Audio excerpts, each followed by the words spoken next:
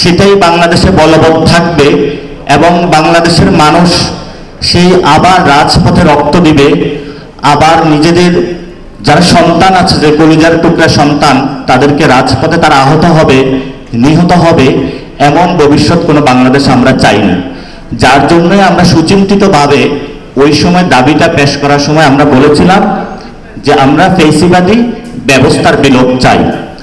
এই ফ্যাসিবাদী যে ব্যবস্থার বিলোপ, সেই ফ্যাসিবাদী ব্যবস্থা কয়েকটা জায়গায় হলো সক্রিয়। একটি হলো প্রথমত আমাদের যে সংবিধানটা রয়েছে, এই সংবিধানটা একটি ফ্যাসিবাদী সংবিধান। এই সংবিধানটা যতদিন বাংলাদেশে থাকবে ততদিন বাংলাদেশে ফ্যাসিবাদী ব্যবস্থা থাকবে।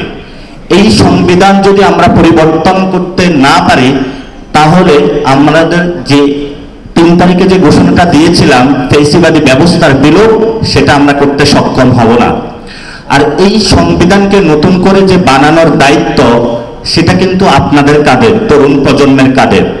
তাহলে সেই ফ্যাসিবাদী ব্যবস্থাকে পরিবর্তন করে নতুন একটা পলিটিক্যাল সেটেলমেন্টে যাওয়ার জন্য যে ভিত্তি, সেই ভিত্তিমূলটা হলো আমাদের সংবিধান। এই সংবিধানকে যদি আমরা পরিবর্তন করতে পারি, তাহলেই আমাদের সমাজের মধ্যে একটা নতুন সোশ্যাল কন্ট্রাক্ট ক্রিয়েট হবে, যেই সোশ্যাল কন্ট্রাক্টের মধ্য দিয়ে আমরা একটি লিগ্যাল ফ্রেমওয়ার্কের মধ্য দিয়ে বাংলাদেশের যত সাংবিধানিক প্রতিষ্ঠান আছে সব জায়গা থেকে ফ্যাসিবাদী ব্যবস্থার মূলোৎপাটন করতে সক্ষম হব এবং আমরা একটি নতুন সেটেলমেন্টে যাব। এবং এই সেটেলমেন্টের জায়গা যাওয়ার ক্ষেত্রে সামাজিক যে চুক্তি, সেটা 90 সালে একটি গণঅভ্যুত্থান হয়েছিল। 90 সালের গণঅভ্যুত্থানের নেতৃত্ব দিয়েছিল রাজনৈতিক দলগুলো। এইভাবে 24-এ যে জনসাধারণ রাস্তায় নেমে এসেছিল, এমনও অভূতপূর্ব মিলন 71-এর পরে বাংলাদেশের ইতিহাসে আর কখনো ঘটে নাই। এটা 2024-এ ঘটেছে, আর এটা আপনাদের নেতৃত্বে ঘটেছে এবং আগামীতে বাংলাদেশে আপনাদের নেতৃত্বে বাংলাদেশ পুনর্গঠন হবে। আমরা জাতীয় নাগরিক পার্টির পক্ষ থেকে বাংলাদেশের আপামর জনসাধারণের যে দাবি সংস্কার প্রক্রিয়া, যেটা ঢাকা শহরে প্রত্যেকটি দেওয়ালের পরতে পরতে লেখা ছিল, সেই লেখাগুলো একসাথে করে বাংলাদেশে কি ধরনের আগামী সংস্কার হবে, সেই সংস্কারের মৌলিক বিষয়গুলো আমরা একত্রিত করেছি। অতি দ্রুত গতিতে সেগুলো লিফলেট, বুকলেট আকারে আপনাদের কাছে আসবেন এবং এই বিষয়ে আমাদের পরবর্তী বক্তা সরওয়ার তুষার এই বিষয়ে আপনাদেরকে ইনফর্ম করবেন।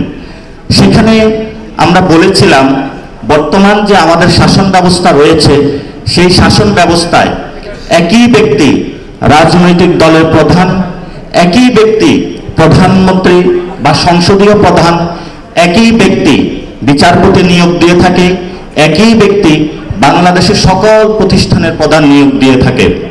যখন এই ধরনের একটা গ্যাংস্টার কান্ট্রিতে রূপান্তরিত হয়, তখন জনগণ তার সেবা থেকে শুরু করে, ফ্রিডম অফ স্পিচ থেকে শুরু করে, মৌলিক অধিকারগুলো থেকে শুরু করে একটি পরিবার বা ব্যক্তির কাছে তাদের সিজদা দিতে বাধ্য হয়। আমরা আগামীর বাংলাদেশে আমাদের যে জন আকাঙ্ক্ষা কোনো ব্যক্তির কাছে দিতে চাই? আমরা কি কোনো পরিবারের কাছে দায়বদ্ধ? আমরা একমাত্র দায়বদ্ধতার যে জায়গাটা আছে, সেটা হলো এই জমিনে যারা রক্ত দিয়েছে, এই মানুষের যারা সংগ্রাম করে বাংলাদেশের মাটি এবং মানুষের কাছে আমাদের দায়বদ্ধতা রয়েছে। এই বাংলাদেশের মাটি এবং মানুষের দায়বদ্ধতার জায়গা থেকে জাতীয় নাগরিক পার্টি, যারা জুলাইতে গণ অভ্যুত্থানে নেতৃত্ব দিয়েছিল, অংশগ্রহণ করেছিল, হিন্দু, বৌদ্ধ, খ্রিস্টান, মুসলমান, নারী, পুরুষ, আবলা, বৃদ্ধ, বনিতা সকলের যে একটি মাঠে সম্মেলন ঘটেছিল, সেই সম্মেলনকে একত্রিত করে একটি রাজনৈতিক ডেমোক্রেটিক প্রক্রিয়ার মধ্য দিয়ে একটি সুন্দর বাংলাদেশ পুনর্গঠনের সবাইকে আহ্বান জানাচ্ছে। এই আহ্বানের মধ্যে আজকে আপনারা একটি কর্মশালায় আপনারা উপনীত হয়েছেন। এই কর্মশালাতে আমরা কি আহ্বানটা জানাচ্ছি, কেন আমরা গণ অভ্যুত্থান করেছিলাম, নিউ পলিটিক্যাল সেটেলমেন্টটা আমরা কিভাবে করব, সেই বিষয়ে হলো অনেক বক্তা আপনাদেরকে বলেছেন। ভবিষ্যতে আমরা অনেক কর্মশালা আয়োজন করব। এনসিপি জুলাইয়ের যে আকাঙ্ক্ষাটা আছে, সেটাকে ধারণ করে রাজনীতি করতে চায়। জুলাইয়ের আকাঙ্ক্ষাটা কি ছিল? আমাদের এখানে অনেক আমাদের মা বোনেরা রাজপথে নেমে এসেছিল, আপনাদের অনেক বোন নেমে এসেছিল রাজপথে, আপনাদের মায়েরা নেমে এসেছিল। আমাদের যারা 40% কাছাকাছি বাংলাদেশের নারী এবং সমাজ রয়েছে, তাদেরকে কিভাবে রাষ্ট্রীয় পলিসি মেকিং এ নেওয়া যায়, তাদের জায়গাটা কিভাবে বাংলাদেশের আকাঙ্ক্ষার জায়গা একত্রিত করা যায়, তারা যে রাজপথে নেমে এসেছিল সেই জায়গাটা অনুযায়ী আমরা কাজ করতেছি। সাথে সাথে আপনারা দেখেছেন আলেম সমাজের বড় একটা অংশ কিন্তু রাজপথে নেমে এসেছিল। আলেমরা তারা রাজপথে এসে স্লোগান দিয়েছিল, একসাথে গুলি খেয়েছিল, একসাথে শহীদ হয়েছিল। তাদেরও একটি আকাঙ্ক্ষা, বাংলাদেশে গত 15 বছরে বাংলাদেশে যাদের দাড়ি ছিল, যাদের টুপি ছিল, তাদেরকে জঙ্গি বলে নিয়ে থানায় আটকে রাখা হয়েছিল।